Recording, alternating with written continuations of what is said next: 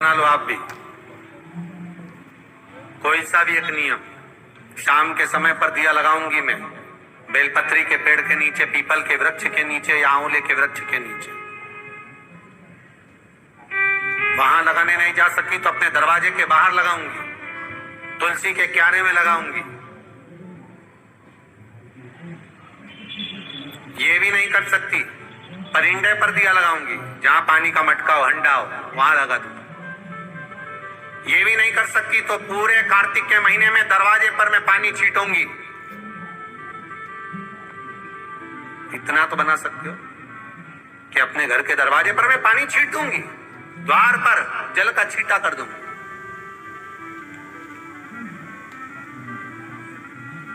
ये भी नियम ना बने तो मैं प्रतिदिन ठाकुर जी को एक तुलसी का दल समर्पित करूं।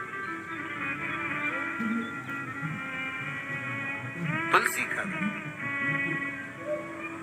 किसी भी महीने के अंतर्गत प्रसंग में आपने नहीं सुना होगा कि भगवान विष्णु और भगवान शंकर का मिलन हुआ, पर कार्तिक महीने की वैकुंठ चतुर्दशी का दिन एक ऐसा होता है जिस दिन शंकर भगवान और भगवान विष्णु का मिलन होता है। एक बात आपको पहले भी कही, सारी दुनिया की दिवाली देखना और उज्जैन महाकाल के उस पावन नगरी में हरिहर मिलन देखना।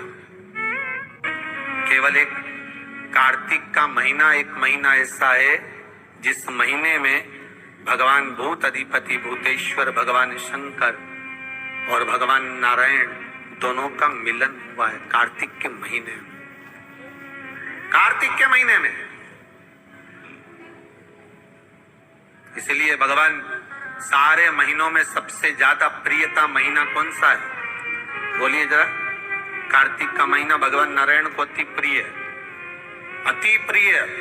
कई लोगों की आदत रहती है, जो दिया भगवान के सामने जलाया गया है उसी दिए को ले जाकर लोग तुलसी में रख देते हैं, भगवान को घुमा।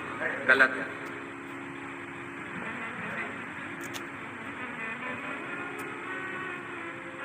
अखंड सौभाग्य पाने वाली नारियां, अखंड सौभाग्यवती स्त्रियां भगवान के सामने जला हुआ दिया ले जाकर तुलसी के क्यारे में नहीं रखती। तुलसी के क्यारे के पास शालिग्राम जी का नाम लेकर, ठाकुर जी का नाम लेकर अपनी कामना कर कर दीप प्रज्वलन करें और उस दिए को तुलसी के क्यारे में रखें तो नारी का अखंड सौभाग्य होता है।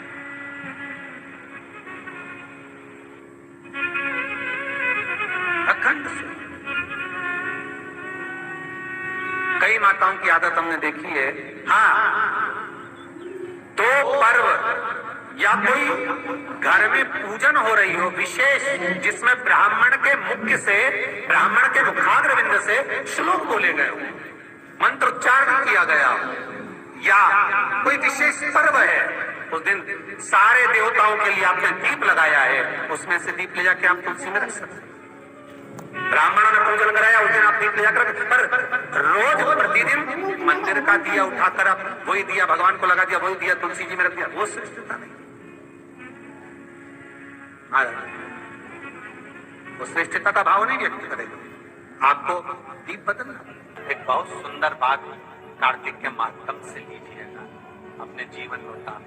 कार्तिक के 7 नियम हैं, उसमें पहला दीपदान, दूसरा तुलसी पूजन, तीसरा भूमि पर शयन, चौथा शरीर पर तेल नहीं लगाना, पांचवा सुंदर दलहन की चीजों का त्याग करना, और छठा ब्रह्मचार्य व्रत का पालन करना, और सातवां अपने जीवन में कार्तिक के महीने में चाहे वाणी का संयम हो, चाहे भोजन का संयम हो, चाहे शब्दों का संयम हो, चाहे दृष्टि का संयम हो, चाहे इंद्रियों का संयम हो, वो संयम। आप भले 7 नियम नहीं कर रहे कार्तिक के, भले एक नियम करो, पर वो नियम हमारा पूर्ण